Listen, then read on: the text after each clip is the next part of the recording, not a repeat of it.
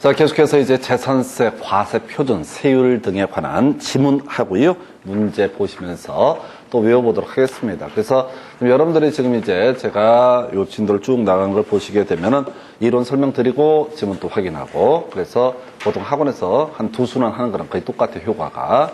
그 자리에서 바로 보시게 되니까 여러분 교재 56페이지 가서 보겠습니다. 지금 이제 시칠 시류계획이 이게 상당히 까다로워요. 너무 간단해서 사람들이 띄엄띄엄 보거든요. 그래서 1번 토지의 재산세 과세 표준은 개별 공시지가, 이걸 달리 표현하면 시가 표준액이라는 얘기거든요. 틀렸습니다. 시가 표준액 곱하기 바로 70%라고 하는 것이 들어가야 돼요. 2번 지문요. 토지에 대한 재산세 과세 표준은 사실상 취득가격이 증명되는 때 장부 가액을 한다. 이게 이제 뭐랑 헷갈리는, 취득세랑 헷갈리는 거야. 취득세는 그렇게 있었죠. 신고한 금액, 이게 취득세 과세 표준. 근데 시가 표준액인 경우도 있었지요. 뭐 무상 계약이라든가 또 신고한 금액이 시가 표준액보다 작았을 때 또는 신고가 없을 때 이런 예시를 몇 개 했었죠. 그리고 나서 사실상 취득가격이라고 하는 거, 이런 게 있었습니다. 국외 판법 공검이라고 하는 거 6가지 사유가 있으면 어떻다? 이때는 사실상 취득가격을 취득세 과세 표준으로 삼는다. 자, 이런 얘기하면서 다시 한번 기억할 거, 판이 보부 할비 기억하셔야 됩니다. 판매 비용이라고 하는 거, 이용 비용이라고 하는 거, 자, 그 다음에 보상 비용이라고 하는 거, 그 다음에 부가가치세, 그 다음에 일시불로 지급해서 할인받은 금액이라든가, 법인 아닌 자가 이렇게 같은 거 2가지가 있었습니다. 이런 것들은 사실상 취득가격 범죄에 포함되지 않는다. 그래서 이 지문은 상당히 까다로워요. 왜? 뭐랑 취득세랑 헷갈리게 구성을 했습니다. 자, 3번 지문 이렇게 보셔야 되겠네요. 주택이 아닌 건축물에 대한 과세 표준은 건축물의 시가 표준액에다가 100분의 70의 공정시장 가액 비율을 곱해서 산정한다. 옳은 표현. 그 다음에 건축물의 재산세 과세 표준은 거래 가격 등을 고려해서 시군구청장이 결정한 가액. 틀렸습니다. 이걸 이름하여 뭐라고 한다? 시가 표준액에다가 뭘 해야 된다고요? 곱하기 70% 해야 됩니다. 그 다음에 6번 지문인가요? 자, 보니까 지금 5번 지문이구나. 건축물의 전세 과세 표준은 법인의 경우 법인 장부에 증명된 가액. 요거 뭐라고 자꾸 취득세 과세 표준이랑 헷갈리게 구성을 하고 있죠. 그 다음에 6번 지문. 주택에 대한 과세 표준은 주택의 시가 표준액의 100분의 60의 공정시장 가액 비율을 곱해서 산정한다. 7번 지문이요. 공동주택의 전세 과세 표준은 법령에 따른 시가 표준액에다가 100분의 60을 곱해서 산정한 가액을 한다. 해서 공동주택에 있어서 시가 표준액은 아까 국토부 장관이 결정 공시했던 공동주택 가격을 의미합니다. 거기다가 시가 표준액 곱하기 60이라고 하는 거, 곱하기 60으로 하게 되면 어떻다? 공동주택에 있어서 재산세 과세 표준이 된다. 그 다음에 지금 갈 것이, 자, 지금 8번 지문인가요? 주택에 대한 재산세 과세 표준은 시가 표준액 곱하기 70% 아니죠? 60%. 그 다음에 9번 단독주택의 재산세 과세 표준은 토지 건축물을 일처럼 개별주택 가격. 틀렸죠? 개별주택 가격이 더 얼마? 60%. 그래서 토지 건물은 뭐라고요? 7. 토지 건물은 뭐라고요? 곱하기 70%, 7 되겠죠. 그 다음에 이제 주택은 뭐라고요? 60%. 이런 말이 들어가 있어야 된다고. 무슨 말씀인지 알겠어요?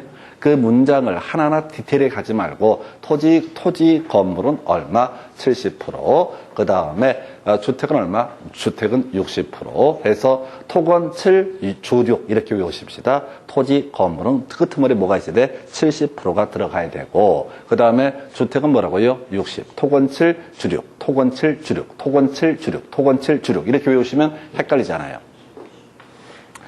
자, 토지에 있어서 재산세 과세 표준은 끄트머리 뭐가 들어가야 된다? 곱하기 70.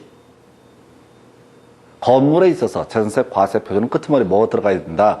70%가 들어가야 된다고. 주택은 뭐라고요? 60%. 그럼 모든 문제를 다 풀 수 있죠. 뭐 공동주택이니 뭐니 이렇게 하는데 결론은 토건 7, 주6. 이게 세법 하다 보니까 대가리만 금방 따서 외울 수가 있습니다. 근데 이렇게 따는 게 싸게 먹혀요. 이게 오히려. 토건 7, 주6. 토건 7, 주6. 이렇게 외우셔야 된다고. 토지 건물은 곱하기 마지막에 뭐가 있어야 한다? 70. 주택은 마지막에 곱하기 뭐가 있어야 한다? 60. 그렇게 접근하면 모든 문제를 다 쉽게 풀 수 있어요. 토건 7, 주6. 토건 7, 주6. 이게 더 싸다고요. 의미를 하나하나 새기는 것보다. 토건칠 주류. 토건칠 주류. 써두세요. 어차피. 이런 걸 써놔야지. 토건칠 주류. 토건칠 주류. 그래서, 저도 해보니까 이게 나은데요.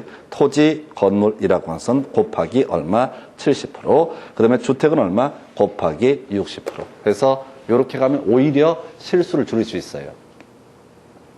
재산세 과세 표준을 따질 때 토건칠 주류. 그럼 공식 몇 개 안 남아요. 나중에. 딱딱 다 떨어져요. 토건칠 주류. 그래서 과세 표준 보셨고, 그 다음에 이제 검토 드리게 될 것이 바로 표준세율. 이미 다 외우셨어요. 자, 0.07%. 자, 농지, 임야, 목장, 용지. 0.2% 이염터라고 했고, 사장에서 장장 이렇게 사장 이렇게 들어갔었죠. 4%짜리 뭐라고요? 장시리즈다. 이렇게 설명을 드렸었고, 그 다음에 이제 다 끝났나요? 예, 나머지는 이슈가 되지 않습니다. 중간에 끼어 있는 것들이야. 그래서 고급주택도 자, 사장에 포함되지 않는다. 이게 나중에 약간 어렵게 구성하는 그런 이슈가 되게 됩니다. 별장도 주택의 일부입니다. 어찌됐든 간에 장은 얼마? 자, 그래서 여러분 자료 56페이지 첫 번째 박스, 두 번째 박스 제일 하단부 지문 취득세 중과대상인 별장은 자, 의에 대한 재산세 세율은 1000분의 50 틀렸죠? 1000분의 40이라고 할 거. 이게 4%라는 얘기입니다.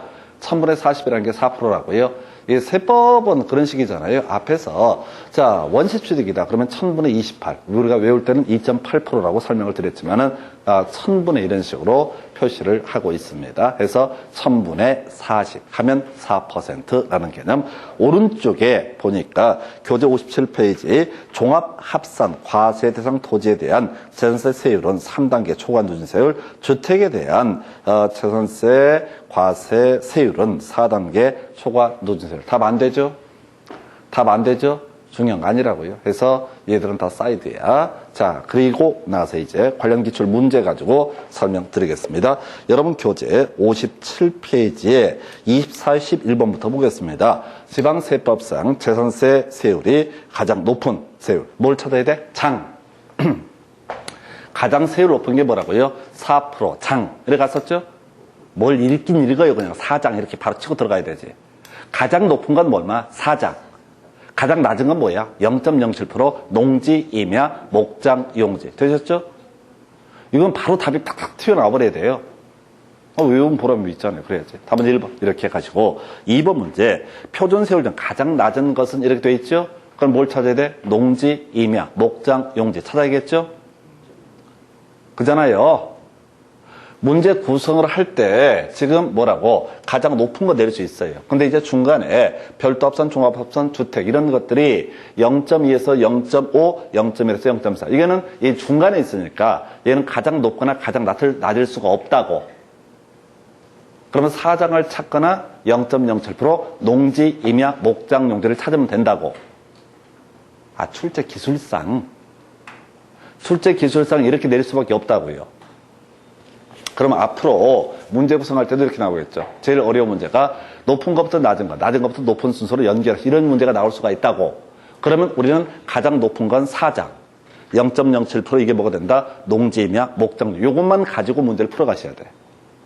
이게 과세 표준에 따라 세율이 달라지게 되는데 이걸 하나하나 다 외울 수가 없다고. 3단계, 4단계 이런 식으로 되어 있는 거 지금 날려버리는 거예요.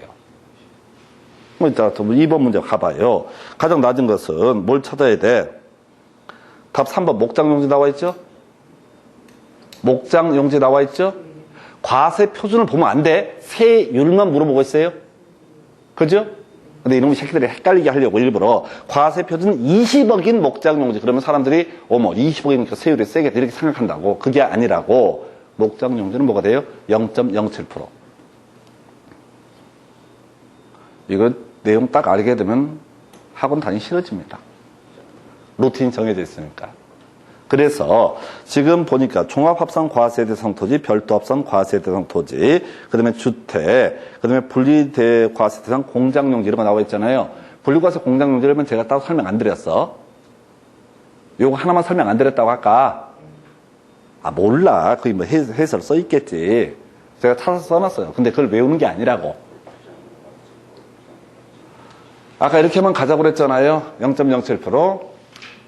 자, 농지임야 목장용지 0.2%. 염전, 이염터 이렇게 외워달라고 그랬었고요. 염전과 터미널 부지, 4% 장 이렇게 외워버리면 끝난다고 그랬어요. 그러면 답은 몇 번? 바로 3번. 3번. 자, 지방세법상 재산세 표준세율이 초과 누진세율로 되어 있는 재산세 과세 대상을 모두 고르시오. 우리는 지금 단일세율 위주로 외우셨어요. 그러면 별도합산, 종합합산, 그리고 이런 것들은 주택, 별장을 제외한 주택은 어떻다? 초과 누진세율. 그럼 거꾸로 갈 수도 있어요. 초과 누진세율을 고르시오라고 되어 있으니까 지금 별도합산, 과세 대상 토지 이건 어떻게 되는 거야? 단일세율을 적용하는 거죠? 0.07%, 0.2%, 4% 이 얘기를 하고 있는 거라고요.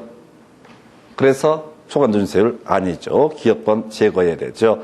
니은번 별도합산 죄송합니다. 별도합산 과세 대상 토지는 초과 누진세율 맞네요. 제가 착각을 정리했었고, 그 다음에 니은번 분리과세 대상 토지라고 하는 거, 이게 지금 아까 방금 설명드렸던 0.07%, 0.2%, 그다음에 4% 이 얘기가 있었죠. 그래서 얘는 니은은 제거해야 되죠. 초과 누진세율이 아닙니다. 디귿 보니까 더 이렇게 길게 되어 있고 모르겠고, 리을번 별장을 제외한 주택이라고 하는 거, 이건 뭐가 된다? 초과 누진세율. 그래서 자, 일단은 니은은 다 제거해야 되죠. 니은은 다 제거해야 되죠. 니은을 다 제거하면 1번 아니고, 그 다음에 4번 아니고, 그 다음에 기억은, 자, 리을은 두 개는 포함을 시켜야 되죠. 답은 3번 이렇게 구성을 합니다. 조금 달라진 문제 형태예요. 전체 체계를 물어봤어요. 다시, 별도합산, 종합합산, 주택은 어떻다? 초과 누진세율.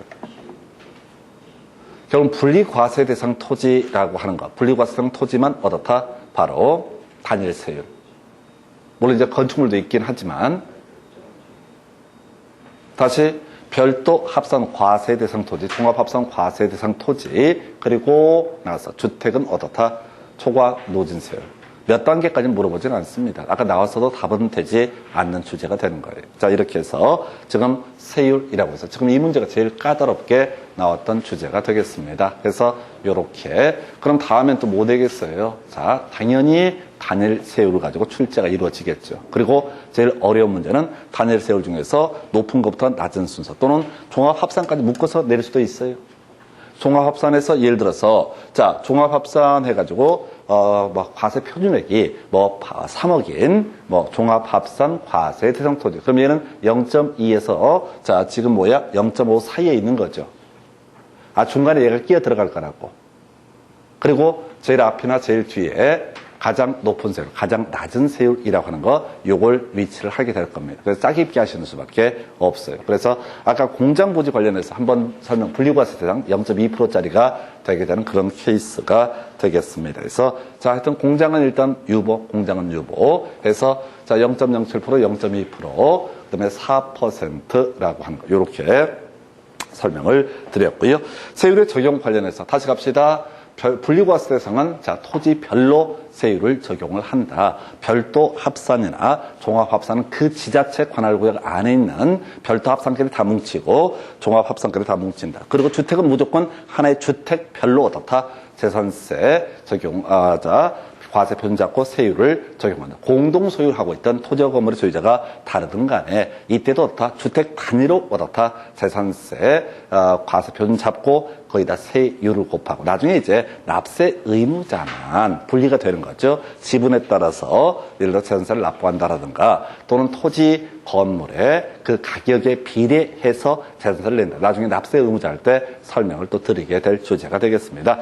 58페이지 자, 핵심 지문 분리과세 대상이 되는 해당 토지의 가액을 과세 표준으로 해서 분리과세 대상의 세율을 적용한다 해서 맞죠? 분리과세 대상은 토지만 있는 것이고 그래서 오른편 2번 납세 의무자가 해당 지자체 관할구역 안에 소유하고 있는 별도 합산 과세 대상 토지의 가액을 모두 합한 금액을 과세 표준으로 해서 그 세율을 적용한다. 합산이니까 말 그대로 그 지자체 관할구역 안에 있는 재산을 모두 합친다.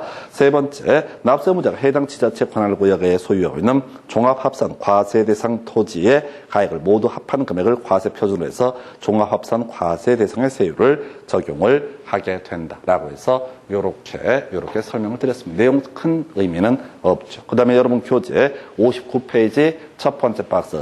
자, 주택에 대한 제한세는 주택별로 어떻다? 표준 세율을 적용한다. 이게 이제 핵심이죠. 무조건 주택을 하나의 단위로 해서 어떻다? 세율을 적용을 한다. 2번 질문 답이 됐네요. 납세 의무자가 지자체 관할 구역 안에 2개 이상의 주택을 소유하고 있을 때 그 주택의 가액을 합한 금액을 과세 표준으로 해서 세율을 적용은 틀렸죠. 주택은 무조건 뭐라고요? 한 사람이 여러 채 주택을 가지고 있던 공유를 하고 있던 토지와 건물의 소유자가 다르든 간에 주택 단위로 해서 어떻다? 세율을 적용한다. 그래서 이렇게 보셨고, 그러니까 주택은 마치 뭐처럼 분리 과세 대상 토지처럼 세율을 적용을 한다. 이런 취지가 되겠습니다. 3번 질문이요. 주택에 대한 재산세는 납세 의무자별로 해당 지자체 관할구역 안에 있는 주택의 과세 표준을 합산해서 틀렸죠? 주택은 합산하지 않습니다. 별도 합산, 종합 합산만 합산이라는 표현을 쓰고 있어요. 합산이란 말이 들어가 있을 때면 어떻다? 합산을 하고, 합산이라는 말이 없는 게 분리과세하고 주택은 어떻다? 합산이란 말이 없죠. 그렇게 갔으면 좋겠고요. 4번, 주택에 대한 토지와 건물의 소유자가 다를 경우 해당 주택의 토지와 건물의 가액을 합산한 과세 표준에 주택의 세율을 적용한다. 이게 이제 얼핏 보면 합산한 것처럼 보이는데 토지 플러스 건물을 뭐라 부른다? 주택이라고 부른다. 그래서 그것을 하나의 단위로 해서 어떻다? 세율을 적용을 하게 된다. 이런 식의 구조가 되겠습니다. 두 번째 박스예요. 시장 구조는 재해 등 발생으로 세율 조정이 불가피하다고 인정되는 경우 조례가 정하는 바에 따라서 50% 범주 내에서 가감할 수 있지만 가감한 세율은 해당 연도에만 적용한다. 큰 쟁점은 되지 않는 거죠. 지방세 공통적으로 50% 범주 내에서 가감할 수 있다. 그래서 취득세 등록면허세는 그냥 가감할 수 있다. 이걸로 끝났었고 얘는 보유세다 보니까 그 해에만 어떻다? 적용을 하게 된다. 이렇게 가게 됩니다. 세 번째 박스요. 건축물에 대한 재산세 산출세기 법령이 정하는 바에 따라서 계산한 직전 연도 해당 재산에 대한 재산세계 150을 초과하는 경우 100분의 150에 해당하는 금액까지만 얻어다 해당 연도에 징수할 수 있다. 그래서 이건 뭐 특별히 어렵지 않죠. 토지 건물의 재산세 상한이라고 하는 거 직전 연도 대비 1.5배 답 안 돼요. 그럼 이제 이 파트에서 답을 뽑을 때는 아무래도 뭘 가지고 주택 가지고 좀 뽑겠죠. 어렵게 구성을 했을 때 주택은 뭐였어요? 3억 6억 해서 1.05, 1.1, 1.3이라고 하는 거. 여러분 교재 60페이지 가서 관련 기출 문제 가지고 관련 쟁점 확인해 보겠습니다. 거주자 갑은 A주택을 3년간 소유해서 직접 거주하고 있다. 갑이 A주택에 대해서 납부하게 되는 2018년 귀속 재산세와 종부세에 관한 설명 틀린 것은 해서 얘는 이제 재산세, 종부세 두 가지를 묶어서 구성을 해서 수험생들이 상당히 힘겨워했던 거. 일단 가보십시다. 우리 종부세 공부 안 하셨지만 1번 재산세 및 종부세 과세 기준일 매년 6월 1일. 처음에 아까 설명드렸었죠. 납세 의무의 성립시기 취득세, 과세 대상 물건을 취득한데 등록면허세, 등기 등록할 때 재산세, 종부세는 매년 6월 1일 날 이 과세 대상 자산을 소유하고 있는 사람에 대해서 다 재산세, 종부세가 과세가 되게 된다라고 할 것. 이외에 소득세는 뭐라고 그랬어요? 소득세는 소득이 발생한 때가 아니라 과세 기간이 끝나는 때 이렇게 보셨고요. 자, 지금 2번 질문요. 갑의 고령자 세공제액은 자, 부동산 세법에 따라 산출한 세액의 100분의 10을 곱한 금액으로 한다 해서 이건 좀 이따 종부세 할 때 설명을 드리겠습니다. 해서 연령공제, 보유기간별 공제라고 해서 나중에 종부세에서 논의할 주제. 지금 봐봤자 의미 없고요. 3번 재산세 납부세액이 600일 때 100만 원 납부 기한이 지난 날로부터 2개월 내에 분납할 수 있다. 좀 이따 설명드릴 텐데 재산세는 500만 원 초과하면 분납할 수 있다. 500만 원 초과 1000만 원 이하가 되면 500을 초과하는 금액까지만 분납할 수 있고요. 1000만 원 초과할 때는 납부할 세액의 2분의 1까지 어떻다 분납할 수 있다. 이렇게 나중에 법을 통해서 확인하십니다. 자, 지금 4번 보니까요. 재산세 산출세액은 지방세 법령에 따라서 계산한 직전 연도 해당 재산에 대한 재산세 상대액의 1.5배, 100분의 150에 해당하는 금액을 한도로 한다 해서 이건 틀렸어요. 주택은 아까 금액에 따라 달라지게 되는 거죠. 1.05, 1.1, 1.3이라고 하는 거. 문제에서 주택이라고 전제가 깔려 있었거든요. 상당히 어려웠던 문제입니다. 그래서 우리 토지 건물은 1.5배까지지만은 주택은 뭐라고요? 금액에 따라서 3억 이하가 되면 1.05, 3억 초과 6억 이하가 되면 1.1배, 6억 초과면 얼마? 1.3배까지 부과할 수 있다. 이렇게 가게 되죠. 요즘에 이제 그 얘기 나오잖아요. 그 보유세 좀 강화한다. 지금 강화하고 있는 추세이지요, 사실은. 왜냐면 개별 공시지가 이걸 올리고 있으니까. 개별 주택가격, 개별 공시지가를 올리니까 아까 시가 표준이 올라간다고요. 그럼 아까 토지, 건물은 곱하기 얼마? 토건칠, 그 다음에 주륙 이렇게 갔었죠. 그래서 이 개별 공시지가는 시가 표준액이 올라가기 때문에 재산세나 나중에 종부세는 오를 수밖에 없는 그런 구조가 되게 됩니다. 자, 그런데 이때 세부담상한 재산세의 경우 토지 건물은 1.5배 직전년도 대비, 그 다음에 주택은 1.05, 1.1에 1.3이라고 하는 거 이렇게 정리를 했었죠. 그래서 답은요 4번 상당히 어려웠습니다. 종부세랑 같이 엮어서 구성이 됐고요. 그 다음에 5번 만약 갑이 A주택을 신탁법에 따라 수탁자 명의로 신탁 등기하게 됐을 때, 자, 지금 이때 상당히 뭐 길게 돼 있는데 수탁자를 재산세 납세 의무자로 한다 해서, 자, 신탁이라는 개념 다시 한번 체크해 드릴게요. 좀 이따 이거 공부하실 주제예요. 신탁이라고 하는 거. 자, 위탁자가 있죠. 부동산의 소유자가 되게 됩니다. 갑이라는 사람이 소유하고 있는 부동산을 누구한테 을 수탁자, 보통 신탁회사가 되게 됩니다. 맡겨두는 거. 이걸 뭐라고 한다? 신탁 등기라고 부르게 됩니다. 한편 신탁 등기를 할 때는요, 소유권 이전 등기, 형식적으로 누구한테? 을에게 소유권 이전 등기가 넘어가게 된다. 그런데 어찌됐든 뒤에서 바로 공부할 텐데, 이 수탁 재산에 대해서는 바로 신탁 재산에 대한 수탁자가 재산세 납세 의무자. 좀 이따 확인하실 주제. 이 문제는 여러 가지 내용을 동시에 담아놨고, 여기다 위치를 한 이유는 뭐 다른 건 아니고, 주택에 대한 재산세 상한이라는 것은 3억 이하일 때 1.05 전년 대비, 이 3억 초과 6억 이하가 됐을 때 1.1배, 그 다음에 지금 6억 초과면 1.3배까지. 요 얘기 좀 어려웠던 문제 설명드렸습니다. 그래서 답은 4번이고요. 나중에 이제 보다 보면은 1번이라든가 3번이라든가 그 다음에 5번 같은 것들은 사실 무난한 지문입니다. 뒤에서 보시겠지만 그냥 기본 깔아주는 그런 주제예요. 여기까지가 지금 이제 과세 표준과 세율이라는 개념을 보셨고요. 이제 마지막 주제 재산세 보통 징수 등에 대해서 설명을 드리도록 하겠습니다. 자, 우리가 앞에서 다시 갑시다. 취득세, 등록면허세, 그리고 양도소득세는 어떻다? 신고납부의 대상이 되는 조세 세목이었었고요. 그래서 신고납부를 제대로 하지 않게 되면 가산세, 이러다 외울까가 걱정되는데, 가산세라고 하는 거, 무신고 가산세가 포인트 100분의 20이었었고요. 사기 등이 매기되면 얼마? 100분의 40. 그리고 하나 더 기억해달라. 가산세는 감면 대상에 포함시키지 아니한다. 이에 등해서 지금 재산세라든가 지금 이제 종부세 같은 보통 징수하는 세목이 있게 된다. 그래서 이 재산세나 종부세와 관련한 부분에 있어서는 기본적으로 과세관청에서 어떻다? 세금노라고 통지를 하게 된다. 그럼 이제 거기에 맞춰서 내야 되고, 기한을 어기게 되면은 바로 이때는 무슨 문제가 발생한다. 바로 면체료에 해당하는 것을 가산금 또는 중가산금이라는 표현을 쓰게 된다. 이렇게 정리를 해봤고요. 자, 그래서 재산세계, 자, 부과 징수에 관한 주제 설명드리겠습니다. 아까 세율 적용도 설명을 드렸었고요. 자, 일단은 재산세 과세 기준은 6월 1일 이런 거 나와 있고요.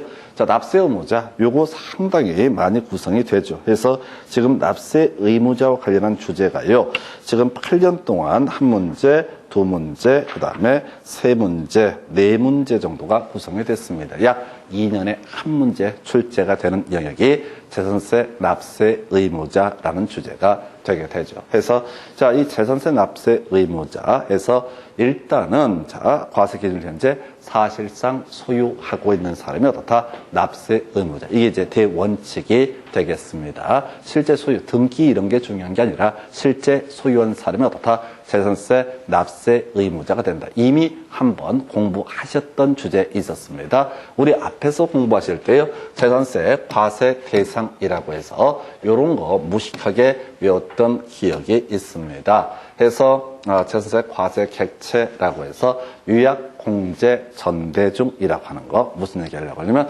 바로 약정이라는 게 있었죠. 국가 지자체로부터 소유권 이전에 관한 약정을 하고, 자, 사용을 지금 하고 있다. 이 사람이 어떻다? 사실상 소유자가 된다. 그래서 이 사람도 어떻다? 재산세 납세 의무를 지게 된다. 아직 등기 안 넘어왔어요. 그럼에도 불구하고 어떻다? 재산세 납세 의무를 진다. 요걸 가지고 어디에서 도시개발법이라고 하는 법에서는 선수금이라는 표현을 쓰게 됩니다. 그래서 수용 방식에 따른 도시개발 사업할 때 선수금, 거기 자체는 사실 중요한 건 아니었었고 여기에서 이슈가 돼요. 자, 하나 외우셨어요? 사실상 소유자의 범주에 지금 소유권 이전에 관한 약정을 하고 등기는 넘겨받지 아니한 상태에서 뭘 한 사람? 사용을 하고 있는 이 사람, 미리 사용을 하고 있는 사람, 이 사람도 다 재산세 납세 의무자가 되게 된다. 이렇게 정리를 합니다. 해서 이제 정리를 해볼 것 중에 하나가 요거 있겠다. 지금 납세 의무자 중에서 자, 지금 지분권자라고 하는 거 나와 있어요. 공유재산 중, 자, 공유재산에 대해서는 어떻다? 그 지분 비율에 따라서 재산세 납세 의무가 있다. 아까 우리 주택 얘기했어요, 주택. 자, 주택이라고 하는 것이 있다고 그랬어요. 주택이라고 하는 거. 이 주택에 관한 재산세액은 어떻게 산정한다? 토지, 건물 하나의 세트로 묶어서 이걸 주택이라 불렀었고, 이 주택에 대해서는 자, 하나의 주택별로 어떻다? 재산세율을 곱하게 된다. 과세 표준에다 세율을 곱해서 어떻다? 재산세액이 확정되게 된다. 이렇게 설명을 드렸어요. 그러면서 공유하고 있을 때 이게 6억짜리 주택이라고 했을 때 토지 건물을 묶어서 6억이라고 했을 때 갑이 50%의 지분, 을이 50%의 지분을 가지고 있다 할 때 갑이 3억 갖고 있고 을이 3억 갖고 있는 게 아니라 일단 6억으로 해서 세율을 곱해서 재산세액을 산정하고 그리고 50대 50의 지분을 가지고 있으면 어떻다? 그것의 50%에 해당하는 금액을 각 재산 공유자의 어떻다? 재산세로 부과를 하게 된다. 이런 얘기예요. 자, 그런데 이게 짜증나게 돼 있어. 공유 재산이었고 지분의 표시가 없는 경우 지분은 동의를 한 것으로 본다. 이런 표현이 나와 있어. 이게 이제 공부를 하면 할수록 약이 바짝바짝 올라. 우리가 민법에서 공동소유라고 하는 거, 지분이라고 하는 것이 인정되는 공동소유가 있었고 지분이 인정되지 않는 공동소유가 있다. 해서 자, 종중의 재산을 종원이 소유한 형태, 교회 재산을, 사찰의 재산을 신도들이 소유한 형태. 이걸 뭐라고 한다? 총유라고 부르게 됐었죠. 지분이라는 개념이 존재하지 않는다. 그런데 지분이 있었던 게 두 가지가 있었어요. 공유라는 개념과 합유라는 개념이 있다. 그래서 이 공유라고 하는 것은 등기부에 지분이 표시되는 공동소유 관계를 가리켜서 공유라고 불렀었고 합유라고 하는 것은 등기부에 지분이 표시되지 않지만 내부적으로 지분이 있는 그 관계를 뭐라고 한다? 유라고 부르게 되죠. 그래서 우리 민법 공부하실 때 공유에 있어서는 지분 처분의 자유 인정됐었고요. 그 외 분할 청구 등 허용되게 된다. 그런데 합의에 있어서는 다른 합의자의 동의 없이 자, 지분을 처분하는 것은 허용되지 않았었고요. 분할 청구도 허용되지 않는 것이 뭐가 된다? 합의요. 근데 이 나쁜 놈들이 공유 재산이라는 표현을 쓰고 있잖아요. 그럼 우리 민법에서 공유를 생각을 할 거야. 그런데 여기에서 지분의 표시가 없는 경우 이걸 뭘 얘기한다고요? 유라는 개념을 얘기를 하고 있는 겁니다. 그래서 법조문, 우리 민법을 제대로 공부하신 분 입장에서 보게 되면 법조문이 민법 세법 조문이 문제가 있다라고 생각을 하시게 된다고. 그래서 그걸 우리가 아는 걸 병이라고 그래. 모르는 사람들은 그냥 알아서 과세한테 세금 내라고 하면 세금 내면 되는 것이고, 이제 좀 알게 되면은 까칠해져 갖고 이 새끼들 법을 개떡처럼 만들어놨네 이런 생각을 하게 됩니다. 그래서 우리가 이제 합유가 생각보다 많다고 그래요. 이게 공유 대비해서 이런저런 세금 낼 때 조금 상대적으로 싸게 세금을 낼 수가 있어서 합유가 부부가 공유하는 경우도 있지만 합유하는 경우도 상당히 많다고 합니다. 그래서 하여튼 그렇다 치고요. 자, 공유 재산에 있어서는 기본적으로 다 지분권자가 납세 의무자. 아까 주택 설명드렸어요. 주택 설명드렸다고 6억짜리 토지 건물 묶어서 6억짜리 주택의 주거용 건물 토지 묶어서 뭐라고 한다? 주택이라고 불렀던 것이고요. 그리고 요거 전체를 하나의 과세 표준 삼아서 다 세율을 적용하고 이때 지금 이제 공유자에 대해서는 그걸 세금을 나눠서 부과를 하게 된다 해서 지분권자 별로 어렵지 않습니다. 자, 그 다음에 여러분 교재에 나와 있고 별로 중요한 건 아닌데 거기에 이제 안분 계산이라는 표현 나와 있죠.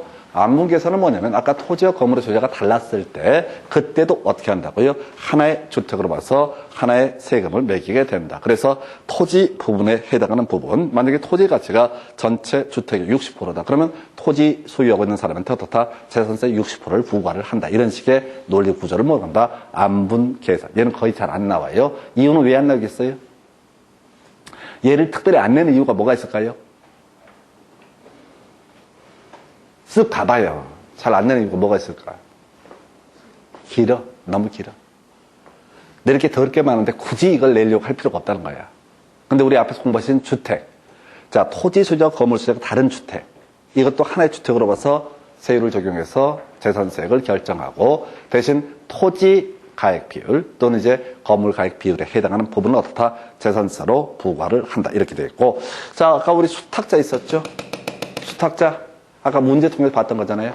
신탁 재산에서 복잡한 얘기 빼버리고 다 수탁자가 납세 의무자. 이것도 이제 중요 이슈가 돼. 왜? 이 개념상 말이 안 되거든. 자, 볼까요? 신탁 관계. 자, 갑이라고 하는 사람이 소유하고 있는 부동산을 을이라는 사람에게 신탁을 맡깁니다. 맡겨요. 맡겨. 그러면 이 부동산의 소유자는 누굽니까? 갑입니까? 을입니까? 자, 신탁 등기를 할 때 형식적으로 소유권 이전 등기가 이루어진다고.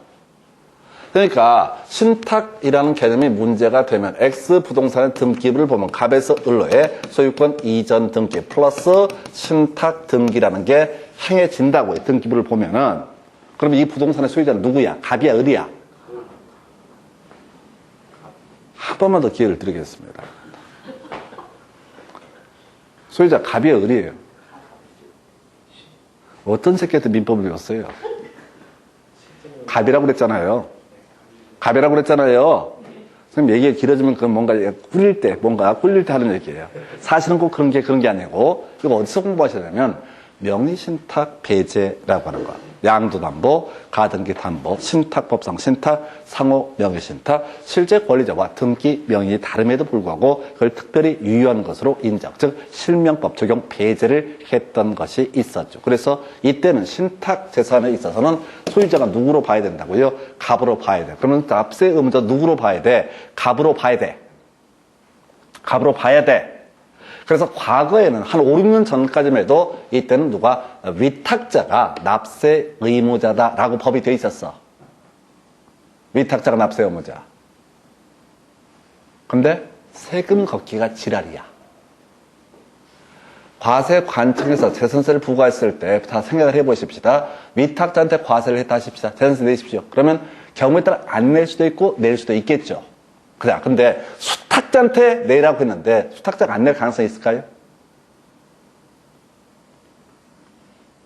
수탁자는 내지. 지 것도 아닌데.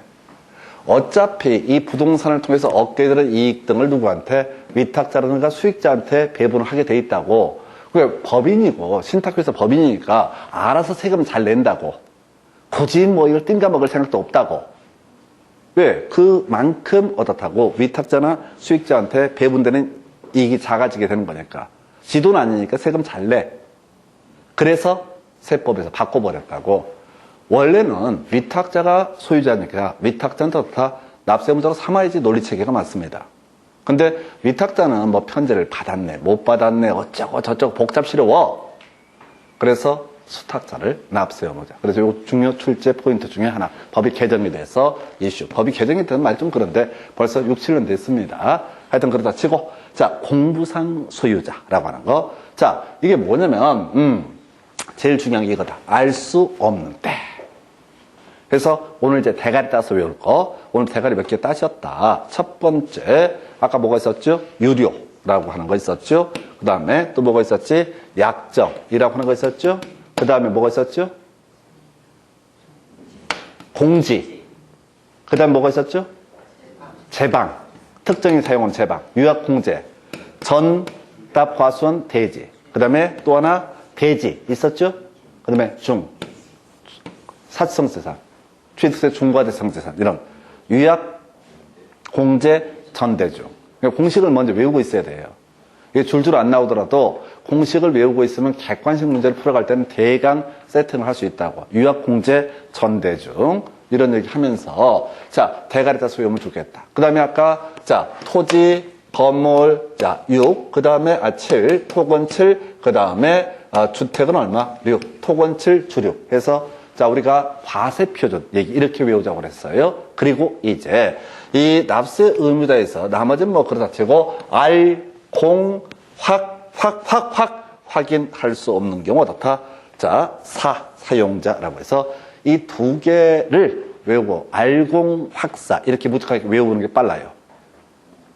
지문을 읽고 있으면 그 말이 그 말 같다고. 그래서 알 수 없는 때는 누구? 사용자. 그 다음에 확인할 수 없을 때는 어떻다? 공부상 소유자. 알공, 확사 이렇게 외우시면 됩니다. 알공, 확사. 나중에 지문 보면 이게 두 개가 헷갈린다고 해서 보니까 이런 식이야. 매매 등의 사유로 소유권 이전 등이 변동이 됐는데, 자, 이것을 등기 등을 안 하고 원래 사실상 소유자를 뭐로 합니다? 납세 의무자. 근데 등기도 안 돼 있고 뭐 등등 알 수가 없어. 그러면 어떻다? 그냥 매도인. 자, 이런 식이죠. 갑 소유의 X 부동산에 대해서 을 명의로 매소유권 이전이 이루어지게 됩니다. 5월 31일 날 이루어졌다고요. 매매대금 잔금 치렀어요. 자, 우리 세법은 앞에서 취득세 할 때도 말씀드렸지만 사실상 취득한테 취득세 납세 의무가 있고 사실상 소유하고 있을 때 어떻다? 재산세 납세 의무가 있는 거라고요. 등기부를 중심으로 보는 게 아니라고. 그럼 만약에 갑소유의 부동산을 5월 31일 날 을이 잔금을 다 치르고 입주까지 했다. 만약에 지금 6월 1일 날 등기가 안 된 상태예요. 그러면은 원래는 지금 사실상 소유자는 매수인이 납세 의무자가 돼야 되는데 지자체에서 그걸 다 확인할 수가 없잖아요. 언제 입주를 했나 안 했나. 그때는 어떻다? 매도인, 공부상 소유자가 어떻다? 납세 의무자가 되게 된다. 그래서 이 지방세법에 있어서 세산세를 보다 보면 대부분 논리 구조가 어떤 식이냐면 과세 관청에서 편한 데 위주로 하는 거야. 현실로 실질적인 사용자, 소유자를 찾아보는 게 아니야. 어려우니까. 그걸 어떻게 찾아봐? 한 명 한 명을. 그래서 법을 아예 어떻게 한다? 눈에 확 띄는 애들 해서 알공, 확사, 알 수 없는 때 공부상 소유자. 종중재산자, 사실상의 종중재산으로서 자, 종원 이름으로 등기가 돼 있다. 그러면 이제 이게 사실상 종중재산인지 아닌지 알 게 뭐냐고. 그래서는 어떻다? 공부상 소유자를 납세 의무자로 보게 된다. 그 다음에 주된 상속자에서 상속이 개시된 재산 중이라고 되어 있죠. 상속이 개시가 됐습니다. 근데 아직 상속 등기가 이행되고 있지 아니하고 아무것도 안 하고 있어요. 그래서 시골에 이런 재산 되게 많습니다. 실질적으로 뭐 큰 돈 안 되니까 저희 집도 비슷한 구조지. 이게 이제 가족 간에 다툼이 없어. 상속 재산하고 싸우고 이런 것도 이해를 못해. 왜? 그거 다 팔아봤자 한 2천만 원 되는데 그 등기하고 왔다 갔다 하는 그 비용이 더 힘들지. 아니 그렇게 해서라도 팔 수 있으면 할 수 있지. 안 팔려. 팔고 싶으면 팔 방법이 없어. 그 다툼이 없어. 그 롯데가 이런 거 보면서 롯데는 그 이제 거의 몇 천억 이렇게 하니까 다툴 만도 해. 그 정도 유산이면 한번 싸워볼 만도 해. 형제가 어디 있어. 돈이 중요하지. 근데 우리 집 같은 경우는 한 2천만 원 될래나? 하여튼 간에 아직까지 아무도 그걸 탐내지 않아. 서로 양보해. 자, 지금 그래서 지금 상속이 개시가 됐습니다. 상속은 언제 이루어진다고 그랬어요? 피상속인 사망한 때 상속인이 물건을 취득하죠. 등기 안 타더라도. 그런데 이때는 등기를 안 했으면 누가 상속을 받았는지 알 수가 없다고요. 그랬을 때는 주된 상속자가 납세 의무자. 주된 상속자가 누구냐 해서 가장 상속 지분이 큰 사람은 뭐라고 한다? 주된 상속자. 그리고 만약에 예를 들어서 어머니, 아버지가 돌아가시는데 어머니가 계신다. 그러면 이제 어머니 1.5를 받고 아들 둘이 있다. 그러면 일식을 받겠죠. 그럼 어머니가 주된 상속자가 되니까 재산세 납세 의무를 지게 될 것이다. 그런데 어머니가 없이 아들 둘만 또는 딸내미 둘만 남겨놓고 돌아가셨다 누가. 그러면은 애들 지분이 똑같거든요. 그때는 바로 연장자라고 하는 사람이 어떻다? 납세 의무죠. 그럼 또 이제 또 생각하겠지. 쌍둥이는 어떻게 되나요? 이렇게 생각 좀 하지만 그런 것들은 공부하다 보면 심심하니까. 그러면 쌍둥이는 어떻게 해요? 언니가 나 형이 내겠지. 거기까지는 걱정하지 마. 쌍둥이 둘이서 알아서 해결할 테니까. 주된 상속자, 아니, 내가 그 생각을 했거든. 솔직히 얘기하면. 그러면 봐봐. 주된 상속자까지는 좋아. 그래서 지분 큰 사람 좋아. 그 다음에 2명 이상이면 연장자. 이걸 어떻게 입증하냐 이거야. 공부하기 싫을 때 이런 생각을 합니다. 쌍둥이. 서로 동생이라고 우길 수가 있잖아. 하여튼, 그러다 치고요. 자, 매수계약자. 아까 설명드렸어요. 바로 지자체와 연부로 매매 계약을 체결하고 사용권을 무상으로 받은 경우 있었죠. 자, 연할부 계약을 뭐라고 한다? 연부 계약. 그럼 아직은 이제 전체를 내기 전까지는 등기 안 넘겨준다는 얘기죠. 이때 무상의 사용권을 가지고 있으면 어떻다? 이 사람이 사실상 소유자, 재산세 납세 의무자가 되게 된다. 이런 논리 구조고요. 아까 선수금 얘기 설명드렸었죠. 선수금 받아서 또 무상으로 사용을 하고 있다라고 한다라면 어떻다? 이 사람 아직 등기 넘겨받을 수 없는 상태입니다. 그럼에도 불구하고 사실상 소유자라고 해서 재산세 납세 의무자. 마지막 채비지 보류지라고 하는 것은 뭐라고요? 채비지 보류지라고 하는 것은 누가? 시행자. 이것도 도시개발법을 공부를 해야 되죠. 우리가 도시개발법에서 도시개발사업에 드는 비용의 충당에서 빼놓은 땅을 뭐로 한다? 채비지라고 불렀었고요. 자, 그 다음에 이 채비지를 포함해서 환지 계획에서 정한 자에게 분양하는 토지, 즉 일반 토지 소유자가 아닌 자에게 분양하는 토지를 가리켜서 보류지 이렇게 되어 있는데, 하여튼 여기서는 이제 채비지, 보류지 모두 어떻다? 사업 시행자가 납세 의무자. 그리고 확인할 수 없을 때는 어떻다? 그 사용자. 이건 뭐냐면은 누가 무인도 같은 데서 농작물을 경작을 하고 있어. 그러면 이제 어떻다고요? 자, 재산세를 부과를 해야 되는데 등기도 안 돼 있어. 그러면 그 농사 짓고 있는 사용자를 어떻다? 바로 재산세 납세 의무자. 왜? 사실상 소유자가 어떻다? 납세 의무자이기 때문에. 그래서 요 두 개, 소유권 규속이 분명치 않다라고 하는 것은 등기도 안 돼 있고 이런 경우를 상정을 하는 것이고요. 아까 알공 확사했을 때, 바로 알 수 없을 때, 등기가 안 된 경우, 요거 아까 메이드인 매수인 케이스로 설명을 드렸습니다. 그래서 요게 지금 8년 동안 네 문제라고 해서 요거 상당히 나름대로 괜찮아요. 그리고 쉽지 않습니다. 지문들이 길기 때문에 좀 까다로운 그런 패턴이 되겠네요. 그래서 납세 문제. 바로 지문 가지고 확인해 볼까요? 여러분 교재 62페이지 가서 살펴보도록 하겠습니다. 62페이지 가서 보시게 되면은 이렇게 되어 있네요. 자, 재산세는 과세 기준일 매년 7월 1일 틀렸죠? 재산세 종부세는 매년 6월 1일이 과세 기준일. 자, 그 두 번째 박스 1번 지문 공유 재산인 경우 지분에 해당하는 부분에 대해서 어떻다? 그 지분권자를 납세 의무자로 본다. 어렵지 않고요. 앞에 있는 거니까 답되지 않습니다. 두 번째, 공유 재산인 경우 그 지분에 해당하는 부분에 대해서 지분권자를 납세 의무자로 보되 지분의 표시가 없다라면 최연장자. 틀렸죠? 자, 지분은 동일한 것으로 본다 하고 해서 이게 상속 재산하고 착각을 유도한 지분이고요. 3번, 주택의 건물과 부속 토지의 소유자가 달았을 때 일단 주택 전체에 대해서 재산세액을 결정을 하고 토지와 건물의 가치에 따라서 안분 계산한다라고 하는 개념 설명드렸었고요. 자, 그런데 지금 뭐라고 되어 있냐면 주택에 대한 산출세액을 건축물과 부속 토지에 대한 면적 비율, 아니죠? 가액을 기준으로 판단하는 거지 면적 비율로 볼 수는 없습니다. 아주 어렵게. 근데 답이 안 돼요. 답이 안 되는 걸 눈치를 채셔야 돼. 이걸 다 토시를 바꿔치기 하면서 하나하나 이걸 캐치하는 게 면적 비율이 아니라 가액 비율이라고요. 시가 변경 비율 이렇게 가야 될 거고. 그 다음에 4번 지문 과세 기준을 현재 공무상 소유자가 매매로 소유권이 변동되는 데서 신고하지 아니해서 사실상의 소유자를 알 수 없을 때 이 나쁜 새끼들이 뒤에 사용자 나와 있죠. 사용자 틀렸죠? 아까 알 수 없을 때는 뭐라고요? 공부상 소유자, 확인할 수 없을 때 사용자 해서 알공 확사 이렇게 외워야 된다고. 아니 이게 문제가 이렇게 빤하다 보니까 좀 이렇게 트릭들을 많이 쓰고 있다고요. 알공 확사. 그 다음 여러분 교재 63페이지 5번 지문 설명드리겠습니다.